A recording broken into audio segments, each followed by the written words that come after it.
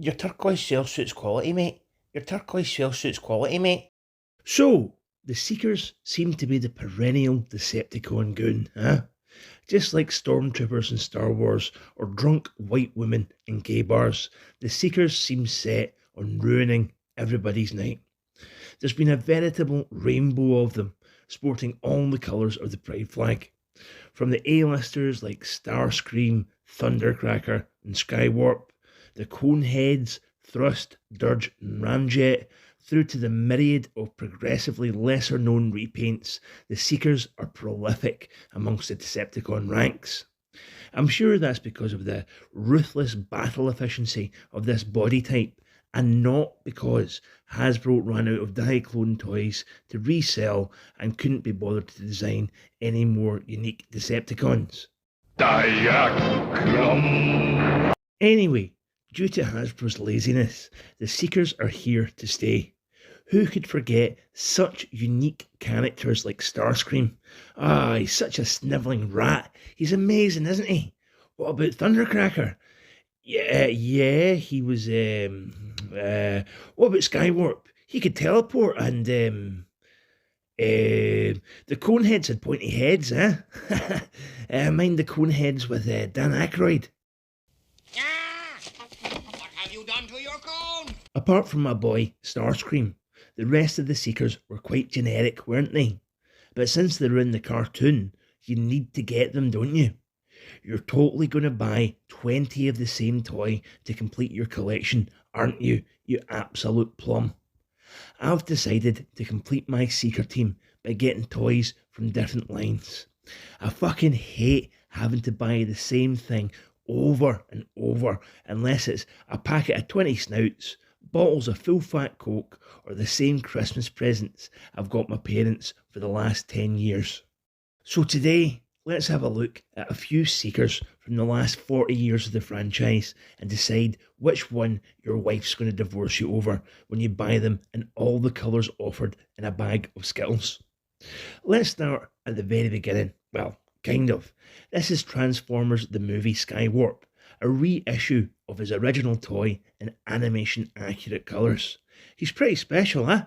I mean, if you're comparing him to any modern figure, he's absolutely abysmal. But there's still an indisputable charm to him. Robot mode is looking pretty goofy, to be honest. Look at his tiny wee grumpy face. Look at these big cumbersome mitts. Look at these big flipper feet.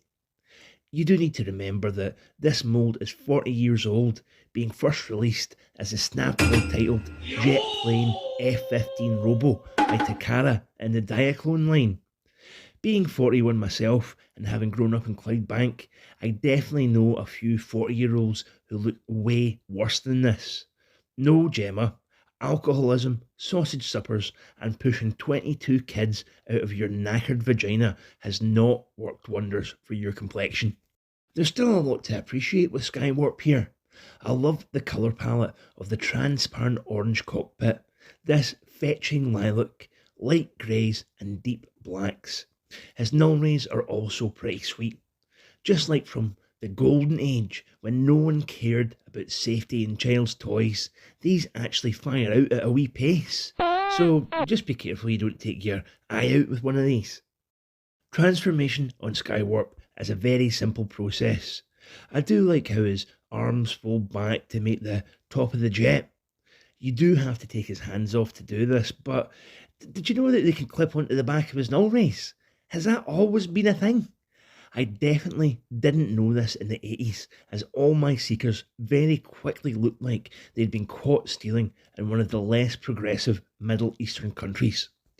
The finished jet mode is a glorious thing. Just like all the first wave of the G1 toys, the vehicle mode on Skywarp definitely took precedence over the robot mode. I especially loved the soft rubber on the nose cone. Touching it is like snorting a line of the finest ground nostalgia money can buy. Skywarp also comes with a smashing wee Megatron gun accessory. This can plug into his hands, making the gun handle seem ridiculously long, or hilariously clip onto the underneath of the jet mode. It's all good, silly, fun stuff. Shall we move on to something a little more modern? This is Thundercracker from the War for Cybertron Siege line. He's maybe one of the very best figures I own.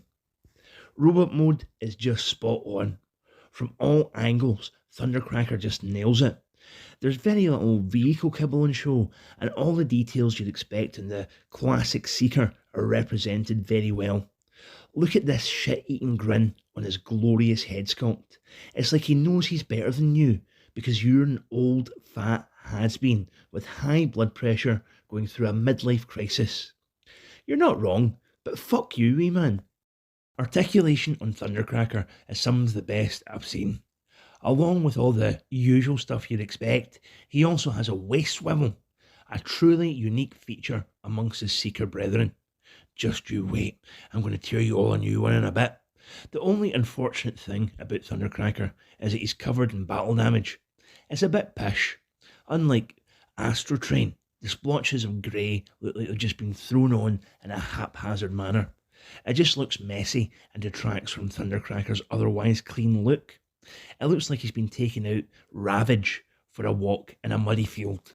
Transformation is an easy wee process. You just ball Thundercracker up and cover him with a shell on his back. When you're done, you're left with this lovely Cybertronian jet. This is based in the Tetrajet alt mode seen in the first episode of the G1 cartoon.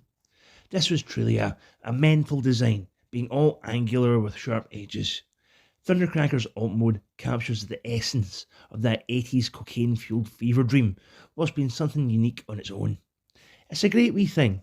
I really love how the blue contrasts with the orange of the cockpit, like a can of Iron Brew. Overall, Siege Thundercracker is excellent. He's so good I even got him in Starscream flavour as well. So surely when Hasbro got round to making the Earth mode versions of the Seekers, the quality and posability of the Siege figures would carry over.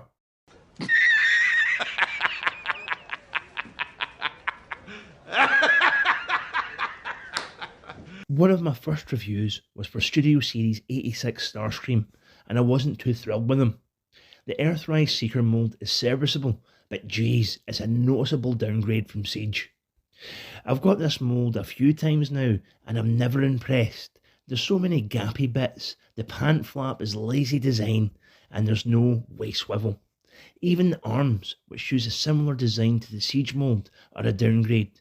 Why did they take away the wrist swivel? What do you have against swivelling, Hasbro? I bloody love swivelling.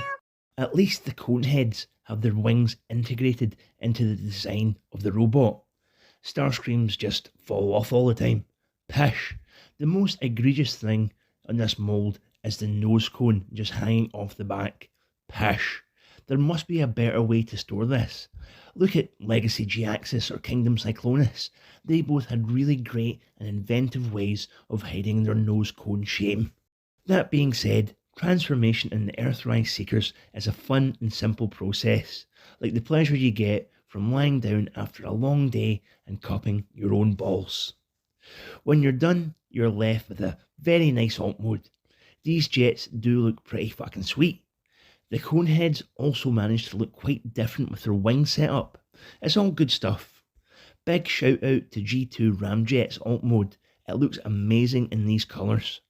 The see-through teal, purple and neon turquoise work so well together, like a classy shell suit you might see David Icke wearing. Your turquoise shell suit's quality, mate. Your turquoise shell suit's quality, mate. Your turquoise shell suit's quality, mate. Your turquoise shell suit's quality, mate.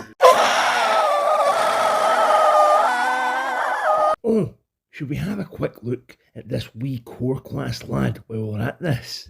Here's Kingdom Starscream, and he's fucking awesome. How come this wee fella is more cohesive in robot mode than his big brother? There's no gappy bits. This wee fella manages to look smashing from pretty much all angles.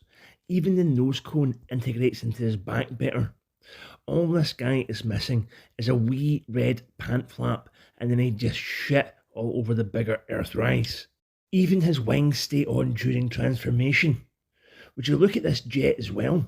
It looks like it's flown straight out of the cartoon.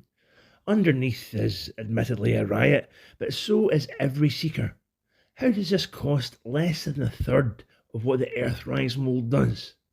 Well, because he's small as fuck, that's why.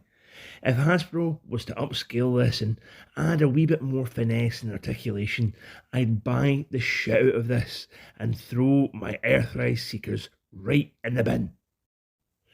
What we really need is the robot from the Siege line and the alt mode from the Earthrise line. That would be the ideal Seeker. If Hasbro were to take the core class mold, upscale it with some improved engineering and articulation, then I think we'd be pretty close to perfect. So, the answer to what Seeker you should collect is really none of them. They're all flawed in their own ways. Siege takes the best robot mode, Earthrise has the best classic jet alt mode, the core class is awesome but small, and the G1 boys are just lovely wee nostalgia bricks. You choose what matters to you most. Is that a cop-out on my part, rendering this video utterly pointless? Undoubtedly. Anyway, you guys have a great night. Catch you later.